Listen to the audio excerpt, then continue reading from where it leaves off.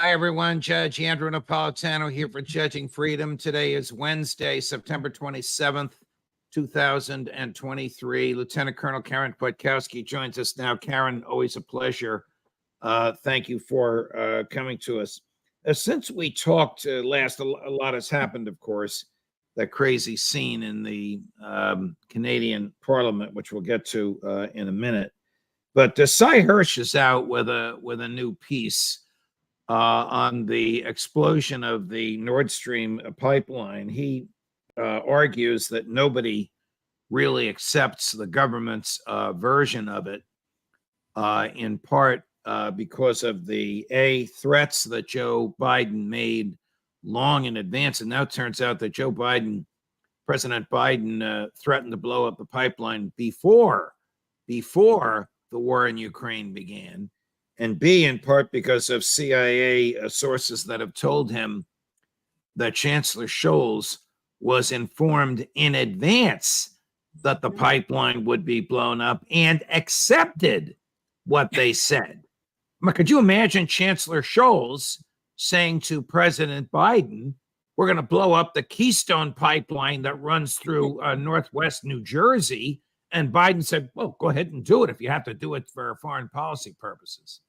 I mean, when will the world recognize that the CIA can be a gaggle of terrorists, because that's what they and the Navy SEALs were when they destroyed the pipeline?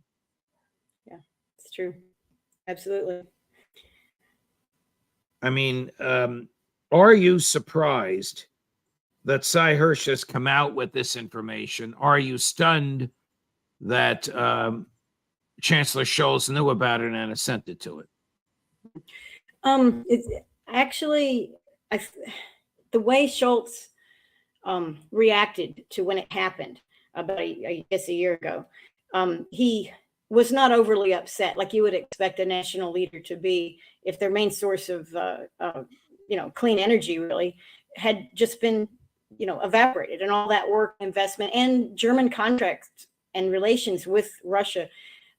It's as if he knew and had consented to it. His behavior is consistent with what Seymour Hersh is saying now. So I think the suspicion was there that he must have known and he must have consented to it, or I thought they bought him off in some way, but I don't know, what we'll find out. But certainly the idea that this had to be done, and this is what Hersh writes about, that the destruction of of those pipelines needed to be done to keep Germany from wavering as we continued on. And that was talked about by people who, not so much Americans, but people who looked at that at the time said it, why would America make Germany dependent on American energy and totally cut the ties from Russian energy? Well, why would we do that? I think, an average economist would look at that and say, oh, that kind of makes sense in a marketplace that's run by governments. This is almost like, ancient warfare, really. You have to buy your stuff from us, and we're going to make sure that you do. It did look like that. And I think what Seymour has come up with, but what it also tells me is that his contacts, and of course he has so many good sources, but these people are upset, angry, betrayed, and they're talking to him. And I think we're going to hear more. And some of the people that are upset, angry, and betrayed are CIA officials who are aware of this and obviously didn't approve of it. But Cy Hirsch quotes President Biden as saying on February 7th, 2022, 7 days, 1 week before the invasion in Ukraine began, if tanks roll into Ukraine, the pipeline will go. I don't think that's new. It's now fits into the puzzle that the government's deniability is vapid and simply not believable, that the plan was set in place long before the explosion occurred, that all they had to do was put the last piece of the puzzle in, which didn't even involve humans going down there.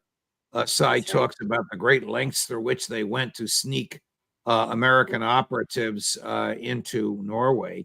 And still the government would have us believe that this pipeline was destroyed by a couple of people in a sailboat. That's right. That's right.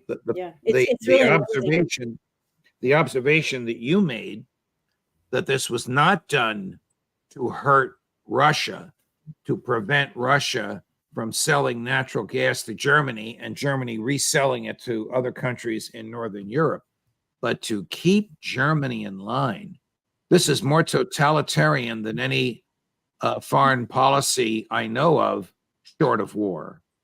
Yeah, it really is. I mean, it's funny. We talk about China and China's totalitarian government and their policies as being so awful, and yet we model them. We have been modeling them for some time in the way we treat other countries. We are very imperial. I mean, I hate to use that word. It's been overused, but we are an imperial nation, and we behave really as the worst of the worst historically have done. And this is a prime example of that. When will we learn? When will we learn that the American lust for empire achieved not by democratic example, but by force from the end of weapons, will not succeed and will have the opposite effect by undermining us? Yeah, well, I think that lesson's going to get taught to us pretty soon. This is something we actually didn't talk about, but just in this past week, or very recent news, a major ship transport company, Maersk, who had many defense contracts with the Navy and the Army to move equipment, weapons, and whatever, particularly in the Pacific, has spun off a small portion of the company to do the business under the Jones Act and whatnot, to do the business with the U.S. military. And the rest of their resources, they are focusing entirely on the rest of the world. That's the Pacific world, the BRICS world, South America, Africa, wherever you can think. They're not supporting us. And so, we have an inability to produce or to outproduce the Russian military. We cannot outproduce the Chinese military in terms of our weapons production. Our technology cannot match theirs in terms of hypersonics or any other advanced technology. I mean, a story of what happened to our F-35 not long ago in South Carolina. I mean, this is putting a face to the reputation of what modern military technology has done to us. It is not making us stronger, better, faster. We can't, if we can't logistically go other places, and we can't even, and if we could go with these ships, and we don't have the stuff to put on the ships to fight a war, to bring a war to other places like China, like Russia, anywhere else, we are not a force to be reckoned with. And it doesn't matter what you tell the American people, oh, rah, rah, we're great, we can do it. In reality, the folks that are our near-peer competitors or anybody else on this planet, they have access to the same information that you and I do, and they are drawing these conclusions. So our empire is near. Karen, you're underlining and strengthening the argument that the Russian military and the Chinese military is stronger, better, faster than ours. And yet we spend more money in the Defense Department than the next 12 countries combined, which includes Russia and China. What the hell are we wasting the money on it? How can they possibly be stronger, faster, or better? Doesn't the American public understand this? Doesn't the Congress know about this? Or Congress just wants to get reelected. And if there are people in their congressional districts who are employed by the military, industrial, congressional, banking, deep state complex, whatever you want to call it today, they're going to vote in favor of this stuff. Yeah, well, that's right. And this is exactly what Eisenhower was talking about. He said that the technical sector, the military industrial complex, and I think he used those words. He also included Congress in it, I think, in previous drafts of his final speech, his farewell speech. And he warned that these sectors of society, linked as they were politically, linked as they were to national spending, would set the agenda. They would set the stage. They would make the priorities, and they would not represent the people or the interests of the people. They couldn't, but they would represent their own interests, and it would grow and grow, and it would be very difficult to either take back power from them or even to change the direction that they're evolving into. And the way we make weapons, and historically we've made some great weapons, and we have been leaders in technology. There's no doubt about that. But what it has evolved into today is not good. It is kind of maturing in a way that is kind of like Biden is. I mean, Biden, you could say, well, he's an old man, he knows a lot, sure, but he also can't walk and he can't remember where he's at or what he's saying. That's kind of how our defense industries are in their relation with government, Congress. They are in decline, performance decline, cognitive decline, and it's because the system doesn't produce, it doesn't reward the right kinds of things, and it can't be changed from within. It's not like you can say, well, if I could just get a different contractor, I could make a better weapon. You have all the contractors are the same contractors for all intents and purposes. And that's how it evolved. Gary, I think we have this. Here's President Biden in February of 22 threatening to destroy the Nordstream pipeline. Do we have that clip, Gary? We don't. Okay, I thought we did. In any case, it's at a presser with Chancellor Scholz. If Russia invades, that means tanks or troops crossing the border of Ukraine again. Then there will be no longer a Nord Stream 2. We will bring an end to it. How will you do that exactly, since the project and control of the project is within Germany's control? We will, I promise you, we'll be able to do it. Obviously, it was planned, orchestrated, and begun by then, and they were just waiting for the appropriate time to pull the trigger. Who would believe the government denials after a statement like that from the White House? Asai Hirsch reports that the White House said, we want everything to go until you get a command from us, and then you pull the trigger, and that's apparently what happened. Mm-hmm. So I don't know who would believe the denials. Over the weekend, the president said that what would happen to aid to Ukraine, when asked what would happen to aid to Ukraine if the government shuts down next weekend. An intrepid band of anti-war Republicans in the House are preventing the Congress from enacting a budget because it includes aid to Ukraine. They have other objections to the budget as well, with which I fully agree. The president apparently said, we will continue to pay Ukrainian salaries. Now, that's because the $113 billion is in what's called a Presidential Drawdown Authority, PDA, Presidential Drawdown Authority, which allows him to spend that money when and how he sees fit. And PDAs are not subject to presidential drawdowns. So let me get this straight, Lieutenant Colonel Kwiatkowski. How would your former colleagues react to this? No veterans benefits in the United States, but Ukraine military salaries paid by the American taxpayer. You can't make this up, Karen.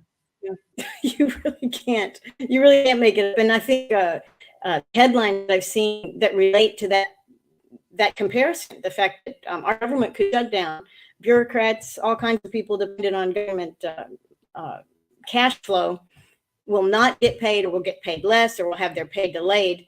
Meanwhile, there will be no impact on Ukrainian bureaucrats. And I think the number of Ukrainian bureaucrats, it's like over 100,000 people that we're funding over there to keep the Ukrainian government running. I think it speaks to it speaks to where our priorities are as an empire. The American people, there's a reason Trump's America First message resonated. Most Americans recognize that they are last. They are the very last. And this possibility, and certainly the headlines that you're speaking of, tells us that we don't matter. American people, American workers, people that have given their entire lives, devoted themselves to producing and paying taxes, we don't matter to the empire. And it's powerful. It's a powerful message. Not a good message, but it's a powerful message. Yesterday at the, I think it was yesterday, at the State Department, a formal portrait of former First Lady, former Secretary of State Hillary Clinton was unveiled. We're going to run a clip of her comments. The clip says she's at the White House, but apparently she wasn't. She and the portrait were at the State Department, but I'm anxious for your thoughts, Colonel Kwiatkowski, on what Mrs. Clinton, former Secretary of State Hillary Clinton, says about NATO. Take a listen. An invasion of Ukraine that, instead of driving a stake between us and our allies, brought us closer together in order to support the right of the Ukrainian people to defend their liberty and freedom and democracy. People might have doubted that because we had burned so many bridges with our allies and our friends. So reinstating a foreign policy that plays to the best of American values, that puts our interests and security front and center, but does it in a way that actually brings people to us, not pushes them away, would have been thought to be extremely difficult. And indeed, it was. In looking across the globe, defending democracy in Ukraine, expanding NATO, just as an aside, too bad, Vladimir. People are not forced to join NATO. People choose and want to join NATO. Russia wanted to join NATO, and of course, NATO said no. So to her, the best of American values is $100 billion in cash that slaughters a generation of young Russians and a generation of young Ukrainians. As Senator Romney and Senator Blumenthal said, this is despicable what they said. Best bang for the buck, best dollars we ever spent, because we're killing people and nobody's killing our own. Yeah. Well, she's certainly the icon of death in America. I mean, her whole career has been, she's happy to kill. She worships the state. She believes in the state and the power of the state. So she hasn't changed for the better. Some of what she's saying really is wordsmithing. This idea that we've united somehow, that the U.S. and Europe have united in support of Ukraine. Really, what has happened is we've strengthened Russia. We've pushed Russia and many other countries into an alignment with China that would not have really existed had we not done this. And we're losing NATO and EU support as those countries actually bear the burden of what we've done in promoting this proxy war. I mean, the number of refugees, the cost, the continual having to listen to, all these countries have to listen to Zelensky spit in the face with his hand out.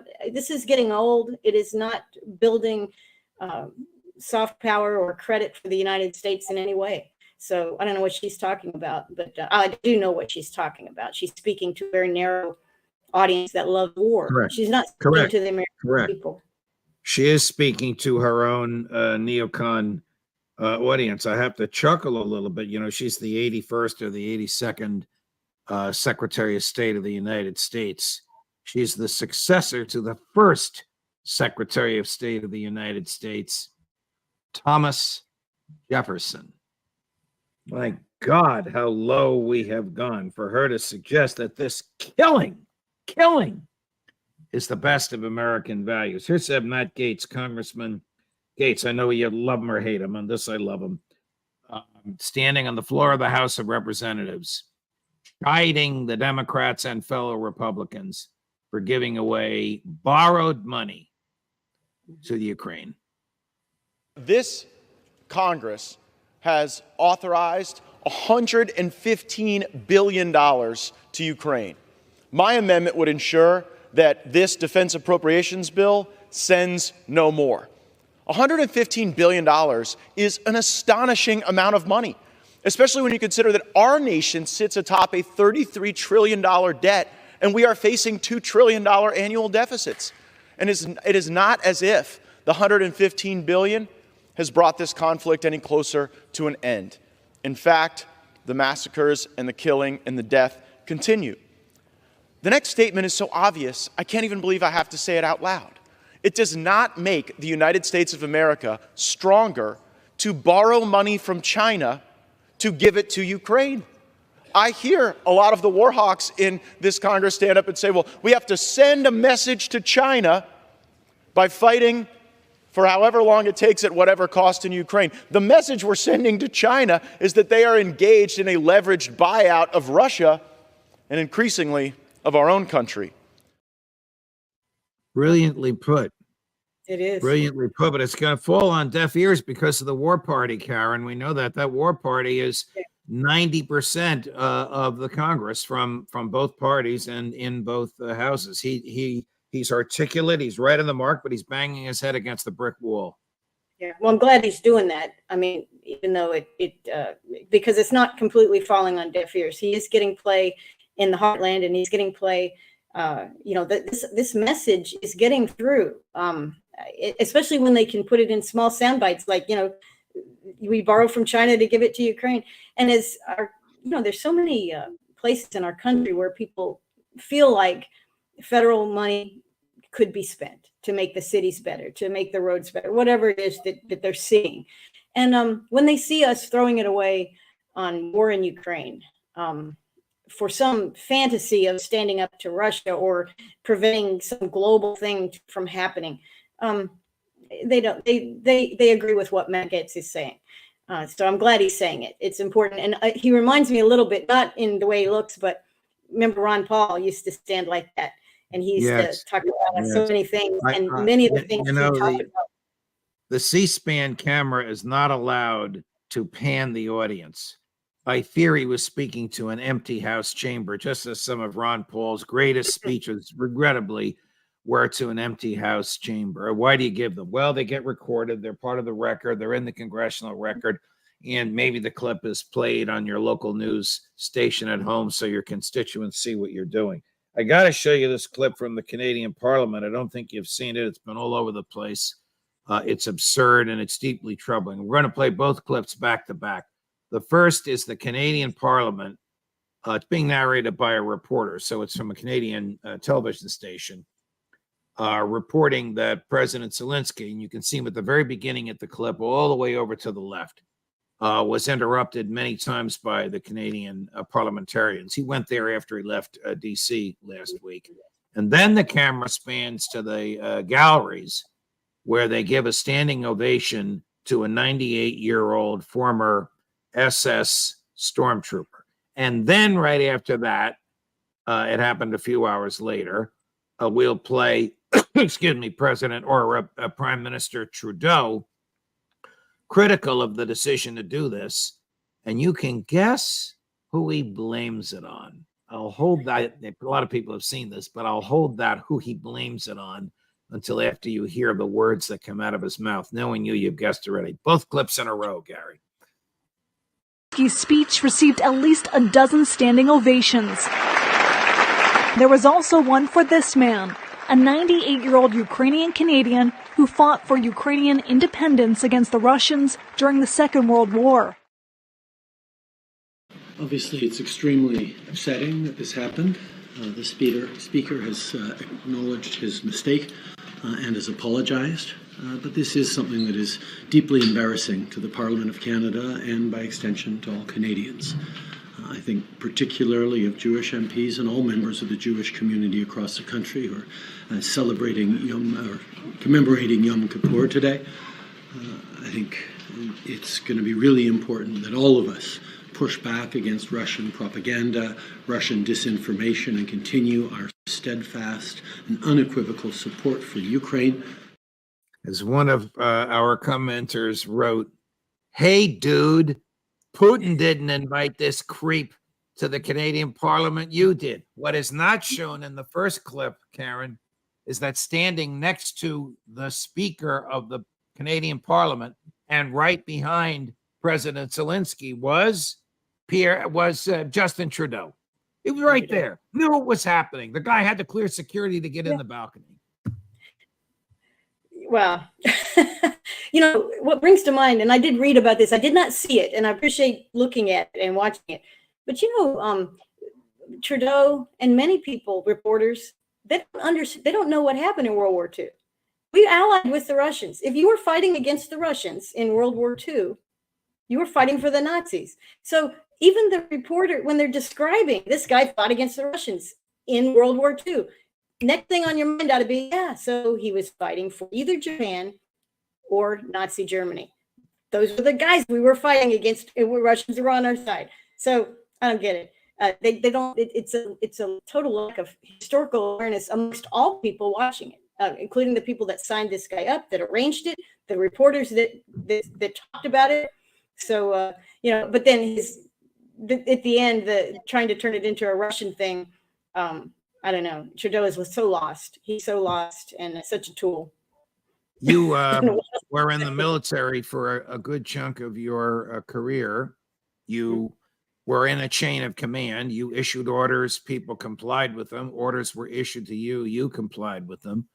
But when leaders said things that were patently irrational, foolish, frivolous, absurd, like what Prime Minister Trudeau just said, who the hell would give him any credibility? Somehow this is Vladimir Putin's fault. No, it's totally random. I mean, it's a throwaway line, really. They add that to everything. It must be the Russians, or the Russians did this. And, Hillary's still harping about things the Russians did in her mind when we already know, I mean, with so much evidence, even the Post and the Times and all have admitted it, that they didn't do it. And yet she still says it. And it's a shame that our country has gotten to the point where we really don't. It's probably good that we don't believe what politicians and our government tell us, because if we did think it was true, most of us are not equipped to find the truth. We don't know history. We forgot it if we ever learned it. I don't know. It's a problem. I see from a number of commenters, they're upset that we ran the Hillary clip. Look, I feel the same way that you guys do about her. I just wanted you to know what she's up to, and that she's out there and she still has her coterie of followers in the State Department. Everybody in that audience, the camera didn't show the audience. It was huge. Everybody in that audience works let me tell you, for Tony Blinken. They do. And Hillary has been popping up frequently. I have an article coming out on Lou Rockwell probably this week. And I have a theory, which I'm not going to share here, but it relates to Hillary Clinton. And I would say my comment in looking at that, not listening to her words because she's talking nonsense, but she has campaign hair. Just telling you. Wow. Well, the buzz is that old Joe is going to say that his age has caught up with him, and it's time for him to go back to Rehoboth Beach, Delaware, and then there'll be a free for all. I mean, Fox News is doing a debate between Gavin Newsom and Ron DeSantis. The governor of New Jersey's been throwing barbs at Gavin Newsom. But he's as far left as Gavin Newsom is. New Jersey is as woke as California is, except that Phil Murphy's rich enough to finance the campaign on his own. I don't know where this is going to go. Well, Karen, it's a pleasure, Mike. Go ahead, please. No, I mean, I can see a Clinton Christie alignment very easily in my mind. Forget about the parties. They are aligned, and you would have a neocon party. And we kind of have one with the Uniparty. You're talking about Hillary Clinton and Chris Christie? I'm just putting it out there. That's not what I'm writing about. But all right, Karen, I love you, but do you know something the rest of us don't? I'm saying they're neocons, and how do you get the vote you need? You have to get the war party. Chris Christie and I have been friends for 30 years. We disagree on so many things. We're still friends. I'm loyal to my friends. I obviously don't support him for president, but he is a neocon.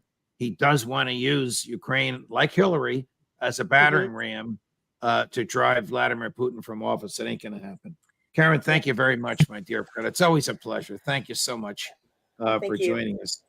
My friends, just to tell you what's coming up Thursday at 9:00, Alistair Crook from the hills outside of London, and at 2:00 in the afternoon, these are Eastern times, of course, is Scott Horton. And then on Friday, we have our roundtable at 2 p.m. Larry Johnson and Ray McGovern become very popular at 3 p.m, even though I have a crazy day Friday, 3 p.m. Ask the judge. Type in any question you want about the things we've been talking about. and I will do my best to answer it right here. Eventually, we may get an interactive thing going where you can actually do a follow-up question to my answer. We'll see if we can make that happen. More as we get it. Judging freedom, looking out for your liberty.